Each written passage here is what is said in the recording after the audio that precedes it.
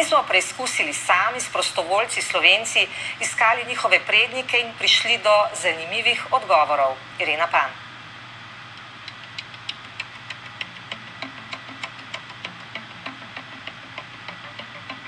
Ko so leta 2003 znanstveniki sporočili, da so prvič uspeli razvozlati celoten zapis genoma, v katerem se skrivajo vsi naši podatki, je bilo jasno, da bo to povzročilo revolucijo v različnih panogah znanosti.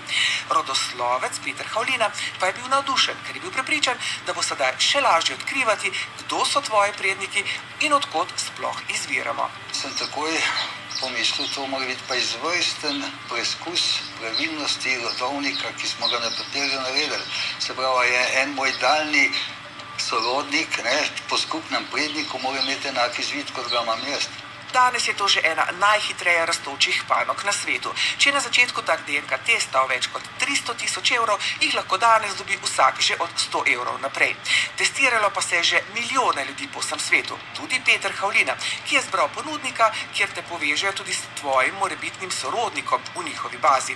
In odkril daljnega bratranca iz Nemčije, o katerem do takrat še ni vedel nič. In potem sem ga nekoliko, bi rekel, tudi previdno vprašal, imaš genetski izvid, in je rekel, nimam, ga pa naredil in ga je naredil in se je izkazalo, da sva popolnoma enaka po Y-DNK-ju. DNK testi pa ne razkrivajo zgolj manjkajočih sorodnikov v naših družinskih deblih, temveč tudi manjkajoče koščke zgodovine. Tudi to, odkot izvira nek narod. Dr. Andrej Zupan je nedavno na primeru 400 Slovencev raziskoval, katerim narodom smo Slovenci genetsko najbolj podobni. Genetski označevalci so nam povedali, da slovenska populacija kot celotna oziroma struktura slovenske populacije je nekako najbolj blizu zahodnoslovanski skupini. Še posebej pomembne povezave so med slovensko in slovaško regijo. Genetsko smo najbolj podobni Čehom, Slovakom in Hrvatom.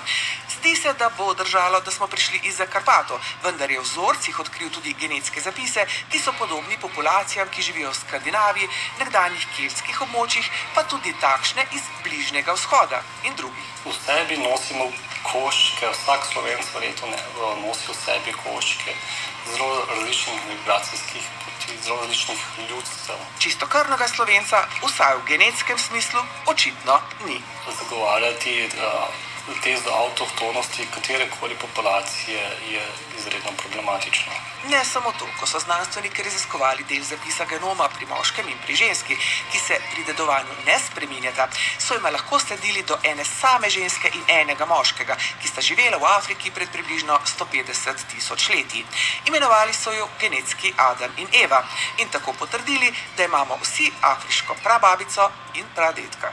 Vsi ljudje, ki živimo izven Afrike, smo potomci te male skupine ljudi, ki je naselila celotni svet. Z genetskimi raziskavami so lahko sedaj izrisali pot naših prednikov, ki so se pred približno 70 tisoč leti odločili zapustiti Afriko in se najprej naselili v centralni Aziji vse do Avstralije. Del njih pa se je nato odpravil proti Evropi, nekateri iz Azije, drugi iz Srednjega vzhoda. DNK analize pa so pokazale tudi to, da so se naši predniki, ko so pred približno 40 tisoč leti prišli v Evropo, z neandertalci zbližali dosti bolj, kot smo do sedaj mislili. V nasprotju z drugimi imamo Evropejci do 2% neandertalskih DNK, predvsem tistih odgovornih za kožo, lase in nohte. In morda imamo belo kožo prav zaradi njih. Kar pomeni, da je prišlo do križanja med neandertalcev in takratnimi Evropejci. Zna biti, da bomo zaradi genetskih analiz morali ponovno pisati zgodovinske učbenike. Teste pa sem želela preizkusiti tudi sama. Izbrala sem Belokranjko Martino in Primorko Anjo, katerih predniki so zagotovo živeli v Sloveniji vsaj nekaj generacij, da bi odkrila, ali smo v resnici zgolj čistokrvni mešanci. Tukaj je vsak vzorc za vsako od vaju. Kakor vidite, noter ima vsak vzorc svojo referenčno številko, katera je zaradi zaupnosti podatkov, da vam ni treba izpostavljati imen in priimkov. Prvič vzamete prvo palčko, si jo vzamete na levi strani med zobmi in ličnico, na zgornji strani, potem vzamete drugi, si vzamete na drugi strani. Moji predniki naj bi bili iz Prlekije, Ljubljane in pa Savinjske doline. Nekakšna tipična slovenska mešanica. Zato lahko verjetno pričakujem precej pester kolaž različnih narodnosti. No ja, pa ni bilo ravno tako. Ko sem se po 3 tednih vrnila nazaj po rezultate, sem imela v nasprotju z ostalima dvema še najbolj enoten rezultat, če tudi zame precej nepričakovan. Prevladuje tako imenovani Moskva-Rusija. Rusija se prav izhajate iz ruskega prostora oziroma zahodne Poljske. Druga tabela nam govori o svetovnih populacijah, to pomeni, na katerih področjih sveta v tem trenutku, glede na vaš genotip, najdete svoje sorodnike. Največ ljudi, ki imajo podobne gene kot jaz, naj bi našla v Rusiji, še posebej v Moskvi, nekaj v Poljski, Estoniji in Belorusiji. V moj genetski zapis pa se je poleg slovanskih prikradil zgolj košček prednika iz Bavarske v Nemčiji. Preden sem rezultate pokazala še Martini in Ani, sem jo povprašala še, kaj vse ste odkrili v svojih prednikih, medtem ko smo čakali nanje. Odkot so vaši predniki? Kaj veste o svojih prednikih? Kaj veste, odkot izvirajo? Moji predniki izvirajo iz Bele krajine. Nikoli nobene zgodbe, da je mogoče nekdo se priselil odkot? Ne, vsi so se rodili tam, konkretno v naši vasi, in potem so se poročili v sosednja vasi. Vendar so rezultati pokazali, da je moral nekdo od njenih prednikov prehoditi precej dolgo pot, da je prišel do teh vasi. Največja verjetnost je, da so prišli iz Estonije. Velika verjetnost je, da imate med predniki tudi Dance, Švede in nekaj Nemcev iz Šlesvig-Holstena. Dejansko zdi se, kot da so vaši predniki morda celo vikingi. Čist brez besed sem. Seveda je moja hipoteza o vikingih zgolj ugibanje, ki pa je ena bolj zabavnih stvari, ki jih lahko prinesejo ti testi. Za bolj realno sliko bi bile potrebne bolj podrobne raziskave. Vse te migracije, tudi vikinške, so verjetno prispevale. Je pa problematično posamezno haploskupino neposredno povezovati s posameznimi ljudstvi, ker tudi ta ljudstva niso bila genetsko popolnoma homogena. V njeni tabeli pa so se sicer s precej manjšo verjetnostjo znašli tudi Srbija, Rusija, Velika Britanija, Irska in celo Francija. Kar mraz mi gre. Zakaj? Ja, to je tako novo. Rezultati Anje pa so bili še bolj presenetljivi, celo za Marka Smolica. Očitno so bili njeni predniki so se veliko premikali po svetu, tako da je naključje verjetno, da so ostali tukaj v Sloveniji oziroma da imajo celo slovenski priimek. Anja Kosovel se je v času, ko smo čakali na izvide, resno lotila raziskovanja svojih prednikov. Po očetovi strani še ne ve veliko. Po mamini, kateri priimek nosi, pa naj bi večina njenih sorodnikov vsaj zadnjih 200 let živela v vasicah v bližini Nove Gorice. Moja stara mama prihaja iz Ljubljane, to je najdlje od mojih sorodnikov, da bi izvirali kje. V njeni liniji njen brat je raziskoval zgodbo in je ugotovil enega francoskega vojaka, ki pa žal se ni uspel poročiti in zato je otrok ostal nezakonski.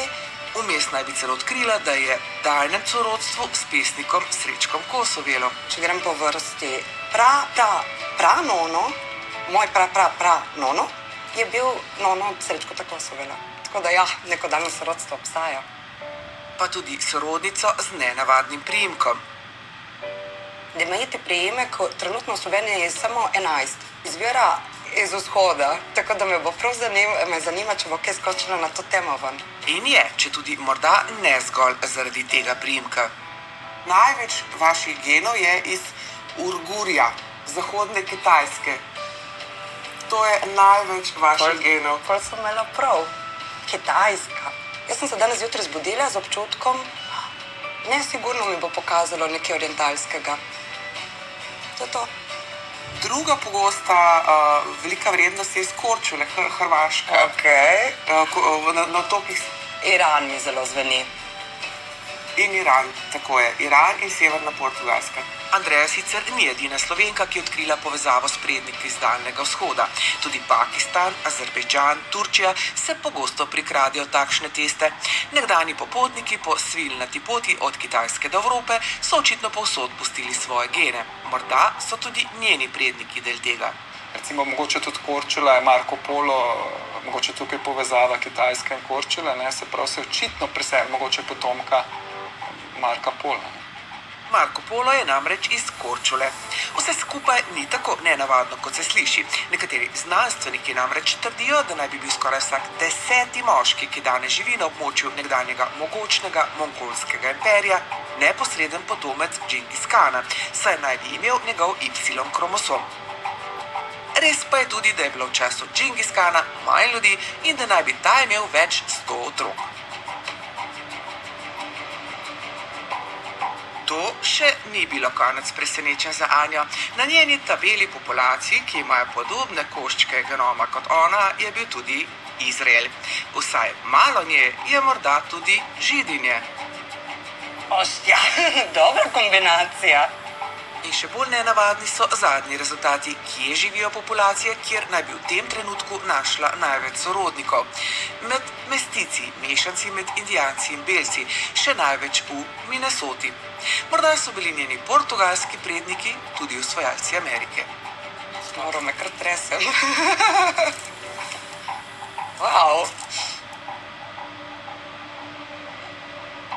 Sem rekla, da me ne bo presenetilo, v bistvu me je kar malo... Wow. Zdi se, da sedaj bolj razumem, zakaj so me šoli vedno klicali s kitajskimi imeni, pravi Anja, pa tudi zakaj še posebej privlačajo nekatere stvari. Jaz imam zelo rada orientalsko hrano, ne?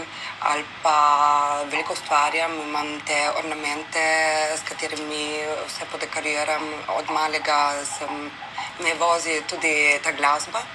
In po drugi strani, Indijanci in šamanizem in totemi so stvar, ko so me celo življenje, tako sem bila, privlačile so me. Anja pravi, da bo svoje prednike raziskovala še naprej. Absolutno ja, zdaj se šele začne, zdaj se še bolj motivirana, da dejansko odkrijem, kako se je vsa zgodba dogajala. Vendar vsi rezultate DNK testov, ki se ne skladajo z njihovo dosedanjo podobo, ne sprejmejo tako zlahka.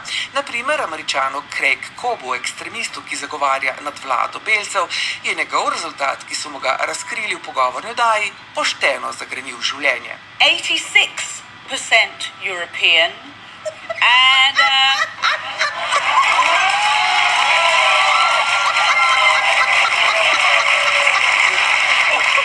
Give it to him. 14% Sub-Saharan African.